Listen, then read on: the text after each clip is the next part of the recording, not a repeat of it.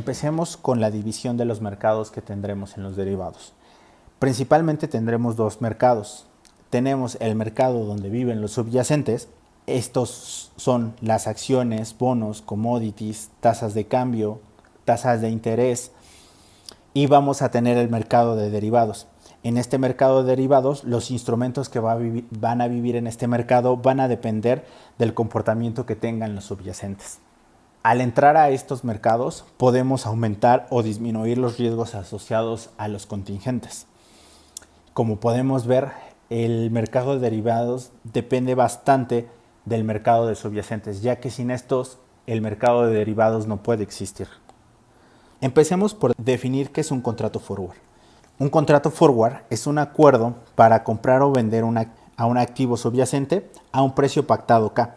A este se le conoce como precio de entrega, en una fecha futura pactada al inicio del contrato. A esta fecha se le conoce como fecha de maduración. El poseedor del forward estará obligado a comprar el subyacente. A esta se le conoce como posición larga. Por otro lado, la correspondiente posición corta, es decir, el emisor del forward, acuerda vender el subyacente a ese precio pactado. Y vamos a denotar por F al valor de este contrato. ¿Cuál es la estructura de pagos que seguirá este contrato?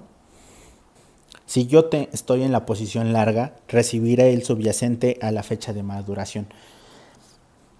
Pero a cambio tengo que pagar el precio pactado. Entonces, el payoff de esta estructura va a ser SDT, que es el valor que tiene el subyacente en el tiempo futuro, menos el precio que se había pactado en un inicio. Si graficamos esto, se ve de la siguiente manera. Graficaremos en el eje X el valor del subyacente y graficaremos en el eje Y el payoff de la estructura. Si este es el precio pactado, entonces la estructura tendrá el siguiente comportamiento. Cuando el subyacente sube, me voy hacia este lado, la posición larga ganará esta diferencia. Por otro lado, si la posición baja, la posición corta tendrá esta pérdida. Ahora, definiremos al precio forward, y este lo denotaremos por F mayúscula, al precio pactado K, de tal forma que el valor del contrato forward al día de la contratación es 0. Este precio forward es muy importante, ya que en los mercados financieros, cuando deseamos entrar en un contrato forward, entraremos siempre al precio forward. Un producto muy relacionado con el contrato forward es el contrato futuro. El contrato futuro funciona de la misma manera que el contrato forward, solamente que este opera en un mercado estandarizado, el cual cuenta con cámaras de compensación diaria. El producto anterior está diseñado para subyacentes que solamente tienen una fecha de maduración. Cuando entramos en tasas de interés, necesitamos otro tipo de contrato. Este se conoce como Forward Rate Agreement y se abreviará con la palabra FRA. Entonces, un FRA es un contrato que involucra 3 instantes de tiempo, a diferencia que en el contrato forward. T es el momento en que se realiza el contrato, T mayúscula es el instante donde se vence el contrato y S es donde se liquida. Este le dará a su poseedor, o sea, la posición larga, en el tiempo de liquidación, el pago de una tasa de interés que comprende el intervalo de tiempo que va de T a S. Este pago está basado en una tasa flotante. Por ejemplo, en el caso de México, esta tasa flotante es la TIE. Esta se observa directamente en el mercado y la denotaremos como L de T a S, la cual va a ser conocida en T y liquidará en S. Siempre que hablamos de tasas de interés, necesitamos tener un intervalo de tiempo para que los intereses puedan generarse. Entonces, esta tasa será intercambiada contra un pago calculado con una tasa fija K. Ambos pagos estarán relacionados al nominal N. Al igual que en el contrato forward, vamos a tener una tasa forward. Esta tasa es aquella tasa fija pactada acá que hace que el valor de nuestro contrato al día de hoy valga 0. Este contrato funciona de la siguiente manera. Yo estoy parado en T. Como esta tasa es flotante, yo no la conoceré hasta que llegue al instante en T mayúscula. Pero esta tasa no es liquidada en ese momento, sino es liquidada hasta S. Entonces, la posición larga en el contrato FRA recibirá la tasa flotante a cambio de pagar la tasa fija. ¿Cuál es el payoff que tiene esta estructura? Siempre que hablamos de tasas de interés necesitamos un tiempo y necesitamos un nocional en el cual se acumulen estos intereses, por lo cual en la posición larga recibirá los intereses pertenecientes a ese flujo y a cambio pagará una tasa fija calculado con esa misma cantidad.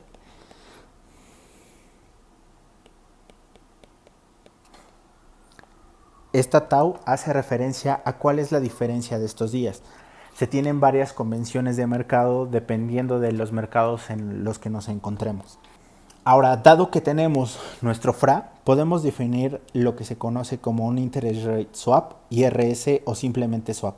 Este va a ser un contrato realizado en T minúscula en el que se acuerda un intercambio de flujos entre dos partes en los tiempos T1, T2 hasta Tn, donde el tiempo T0 es cuando se revisa la tasa por primera vez. En este caso, la parte larga en el IRS Payer pacta pagar una tasa fija K, es decir, en el tiempo TI igual a I desde 1 hasta N, y tendrá que dar la cantidad dada por N, que es el nocional pactado, K la tasa fija, y TI será la longitud de tiempo que hay entre revisión y revisión de tasa. Ahora, por el otro lado, recibirá una tasa flotante calculada de la siguiente manera. El nocional que se había pactado en un inicio, L será la tasa flotante vigente del tiempo TI-1 a TI, y tau I será el número de días que comprenden entre TI y TI-1. En el swap tendremos múltiples fechas de vencimiento. Tendremos T cuando pactamos nuestro derivado. Tendremos a T0, que es la primera fecha donde se revisa la tasa flotante. T1 es la siguiente fecha donde se revisa la tasa flotante y se liquida el flujo que ya era conocido en T0. T2 se liquida el flujo de T1 y se conoce la siguiente tasa. Todo esto en los n periodos restantes. Tn-1 será la fecha donde conozco mi última tasa y Tn será la fecha donde liquido mi último flujo. Entonces, en cada fecha se pagará una tasa flotante. Esta tasa flotante se pagará o se recibirá una tasa flotante y a cambio se pagarán flujos pactados con una tasa fija K. Como podemos ver, esta estructura es muy parecida a la estructura que tenía el FRA, solamente que tendremos una especie de FRA en cada tiempo. Y ahora recordemos que la tau, por ejemplo, esta está 1, es el número de días que hay entre T0 y T1. Esta es tau 2, el número de días entre T1 y T2. Y finalmente tendremos a tau n, que será el número de días entre Tn-1 y Tn. Ahora tendremos el equivalente, que será el Interest Rate Swap Receiver, el cual será la posición corta del Interest Rate Swap Payer. Es decir, vamos a recibir la tasa fija a cambio de una tasa flotante. Siempre que hablemos de swaps, hay que tener en cuenta para saber si es receiver o payer es con respecto a la tasa fija. En este caso, el Interest Swap Receiver, estamos recibiendo la tasa fija. En el caso contrario, en el Interest Rate Swap Payer, estamos pagando la tasa fija. Ahora definiremos la tasa par swap, que es aquella tasa constante K que hace que el valor de este IRS pactado en T con las fechas de intercambio que mencionábamos anteriormente sea 0 al tiempo T, y hasta la denotaremos como Y de T minúscula de T0 a Tn. Es importante notar que esta tasa K se va a pagar a partir de T1 hasta Tn, y esta tasa K no cambiará a lo largo de la vida de este swap. Ahora, estos instrumentos, como lo vimos, todos los que hemos visto son obligaciones. Si yo entro en estos derivados, estaré obligado a hacer el intercambio. Pero tenemos ciertos instrumentos que no son obligaciones para la posición larga, sino serán derechos. A estos se les conoce como opciones. Entonces tendremos una opción del tipo call o put, una opción call europea con fecha de maduración T y precio de ejercicio K es un contrato que le da a su poseedor la posición larga, el derecho más no la obligación de comprar el subyacente al tiempo T, al precio pactado K. La correspondiente opción americana se distingue de la europea en que puede ser ejercida en cualquier momento entre 0 y T. ¿Cuál es el payoff que tendrá esta estructura? Regresemos un poco al payoff que tenía el forward. El payoff del forward recordamos que tenía una cierta pérdida. En el caso de una opción tendremos lo siguiente. Si el subyacente está por debajo del strike pactado K, ¿qué es lo que la persona que compra el call no va a decidirá no ejercer su opción? Por lo cual, el payoff de un call se verá de la siguiente manera. Si el subyacente está por debajo del precio pactado, este será 0. Pero si el subyacente empieza a aumentar, valdrá la diferencia entre S de T menos K. Entonces el payoff de un call va a estar dado por la siguiente expresión. Va a valer 0 si el subyacente es menor que K y valdrá S de T menos K si el subyacente es mayor o igual que K. Ahora, esta es una opción del tipo de compra. Tenemos el equivalente que se conoce como put, que es una opción del tipo de venta. Y esta le da a su poseedor la opción de comprar, la opción más no la obligación de vender el subyacente a un precio pactado K. ¿Cómo se ve el payoff de esta estructura? Obviamente él quiere vender, el poseedor de esta opción quiere vender a un precio más caro. Y si en el mercado el subyacente es más caro, a él no le conviene vender, por lo cual no se ejercerá la opción y esta valdrá 0. Por otro lado, si el subyacente empieza a bajar, a él le conviene vender a un precio mucho más alto. Y entonces la opción tendrá este valor. Valdrá K menos S de T si S de T es menor que K y valdrá 0 si pasa lo contrario.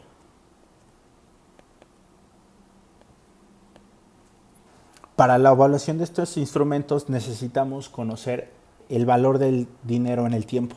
Entonces, notaremos como BDT al proceso valor al tiempo T mayor o igual que 0 de una inversión en una cuenta bancaria. Decimos que BDT es la cuenta del mercado de dinero si sigue la siguiente dinámica.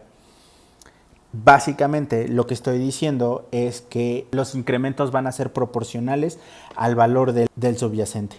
Y obviamente el valor de una unidad monetaria al día de hoy es 1. Por eso es que B0 es igual a 1. Si nosotros resolvemos esta ecuación diferencial, podemos llegar a la conclusión de que BDT puede ser visto como la exponencial de la integral de 0 a t de RS de S. A esta tasa en el mercado se le conoce como la tasa spot y es la tasa a la cual crece el dinero instantáneamente. Esta tasa es una tasa que es desconocida hasta que yo llego a S y por lo cual esta BDT va a ser una variable aleatoria. Ahora, con lo anterior, vamos a definir al factor del descuento estocástico como la siguiente expresión. Será BDT minúscula entre BDT mayúscula. Y esto lo podemos ver como la exponencial de menos la integral de T minúscula a T mayúscula de la tasa spot. Ahora definiremos el bono cupón cero. Este será un activo financiero, es decir, que se puede operar en mercado, el cual garantizará a su poseedor el pago de una unidad monetaria a un tiempo T determinado. Esta no realizará pagos intermedios y el precio de este activo será conocido al tiempo T y lo denotaremos por P de T minúscula a T mayúscula. En otras palabras, si yo tengo una unidad aquí, esa unidad, y esto está visto en T mayúscula, esa unidad visto en T minúscula vale P de T minúscula a T mayúscula. Ahora, es importante conocer las diferentes tasas de interés que tendremos en nuestros mercados. Al final todas son equivalentes, pero es necesario saber cómo se acumulan los intereses dependiendo de la tasa que hablemos. Entonces tendremos la tasa de interés simple que será prevaleciente del tiempo t minúscula con vencimiento en t mayúscula, y a esta la denotaremos por L de t minúscula a t mayúscula.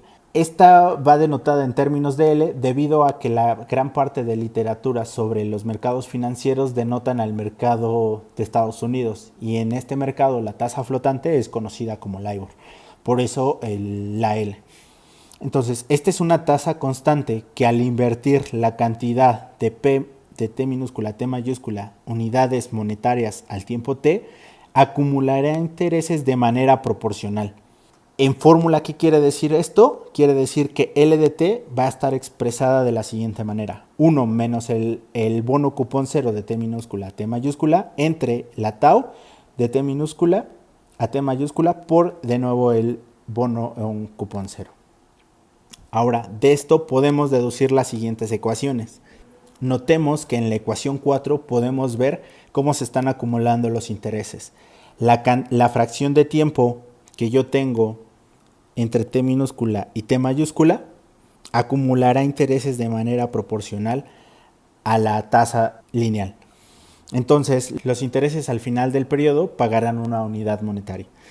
Por otro lado, tenemos la tasa de interés compuesta, y esta acumulará intereses de manera compuesta en el tiempo. En fórmula, ¿qué quiere decir esto? Que y de t va a ser expresada como p a la menos y de t menos 1. Esta recibe el nombre de y porque generalmente se refiere a la tasa yield a la que se evalúa en varios instrumentos. En fórmula, ¿qué quiere decir esto?